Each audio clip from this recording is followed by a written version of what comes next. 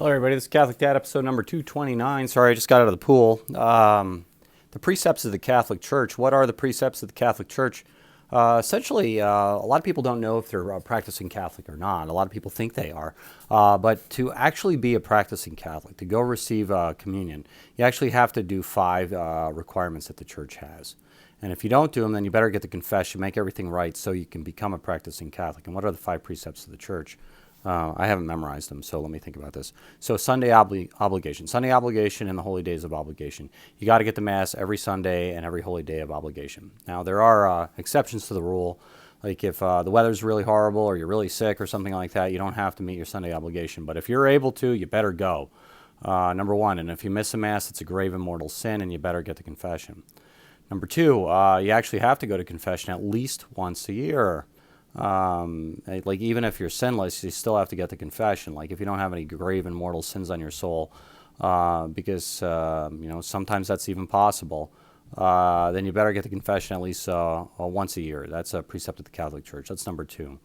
Number 3, you have to receive the Eucharist at least once a year. Now, a lot of people are very scrupulous with their sins and their behaviors, and a lot of people are just grave sinners, and they refuse to go to the Eucharist because they always think they're in a state of sin. Well, in the Easter season, the Church is so charitable that actually forces you by requirement, even if you're in a state of mortal sin, that you actually have to go, you actually have to receive the Eucharist. And so, and actually that protects people because some people are so scrupulous that they'll never be good enough for the Lord, which is actually a sin itself, but they think they're bad enough where they can't receive the Lord. So the Church actually forces you to go receive the Eucharist. So that's number 3. Number 4, where am I now? Holy days of obligation. Oh, fasting. You actually have to do fasting. By the rules of the Church, and the rules of the Church are this. Some people say no meat on Fridays during Lent. I don't do any meat on Fridays all year long because I don't think that's ever been lifted.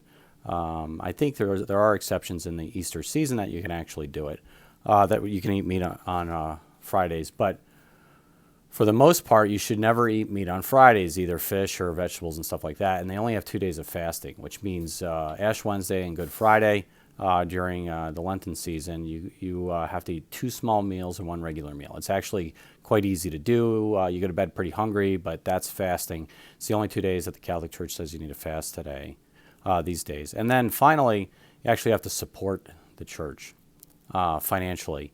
And so what does that mean to me? That means 10% of your salary goes towards the Church, pre-tax dollars, not post-tax dollars. And so you should do that. And if you're doing all of those things, you're getting a Mass every day you're supposed to, you're going to confession at least once a year, you're taking the Eucharist at least once a year, you're observing the days of fasting, and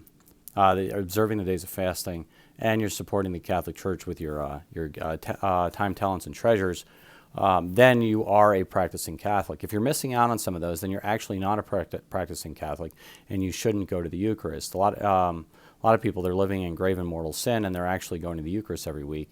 Probably not a good idea.